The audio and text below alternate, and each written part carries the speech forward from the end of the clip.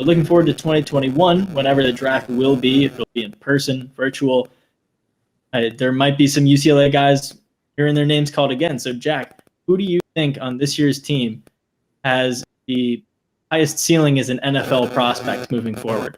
It's got to be running back / wide receiver Demetric Felton. He started as a wide receiver at UCLA, moved towards more running back last year, that change of pace back when Josh Kelly was there. This dude is great, and he's got one thing that the NFL is really moving towards, and that's quickness. This dude can catch the ball out of the backfield. He can run out of the slot. He can even play wide in a pinch. I wouldn't play him out there too often, but as maybe a third down back in passing situations, send him deep, man. Just get him the ball. He's quick. He's agile. He's elusive. And NFL teams are really moving towards backs that can catch the ball as teams move to more passing, as they understand that the passing game is a lot more important than the rushing games now. I mean, you're seeing running backs go down left and right, and they're being replaced by just no-name guys almost some of the time. And then you see guys like Josh Kelly obviously getting a spot on the Chargers, but he's not in every down back right now. So a guy like Demetric Felton could fill that specialty role, that third down role. What about you, Sam? Who you got going high?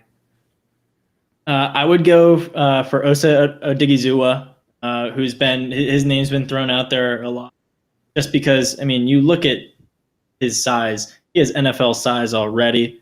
He's 6'2", 280 pounds.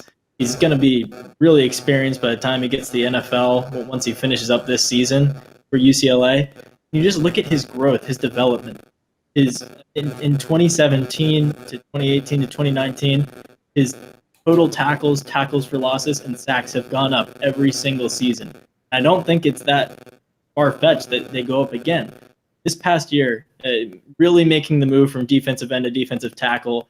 There's a bit of that in 2018 when Azenaro and Kelly first came in, but last year he really established himself as more of an interior defensive lineman. Gets 46 tackles, 10 for a loss, and 3.5 sacks. 3.5 sacks as a college defensive tackle is great. 10 tackles for loss, another really good stat, and then 46 tackles. It just shows he's really good in the run game. He can get into the backfield, but then he's not a negative when it comes to pass rush either. He can be out there for all types of downs. He's big enough where you can take on those guards, those centers, and then he's also athletic enough where he can just kind of use his defensive end skills that he had before to kind of hit these guys with swim moves, get to the quarterback.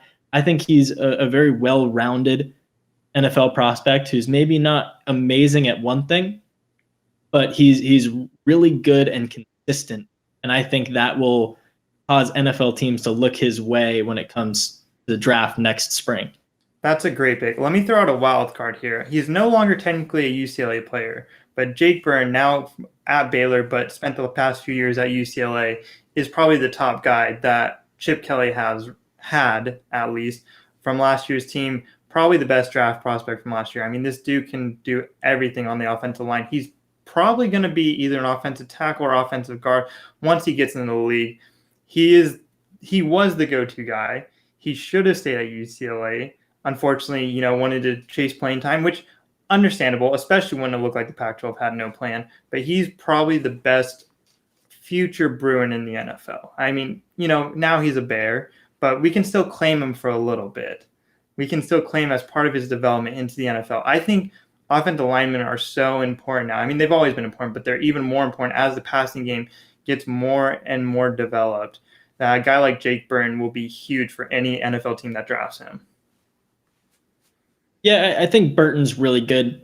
He's a veteran. He's consistent, and UCLA is going to miss him for sure.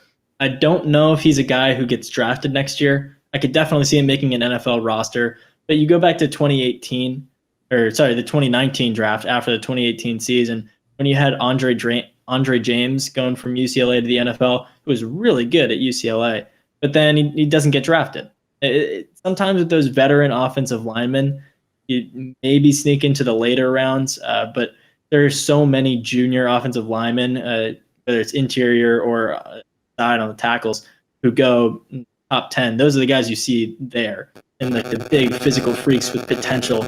But maybe a fifth-year guy like Burton, who has shown that he's high floor, but maybe not the highest.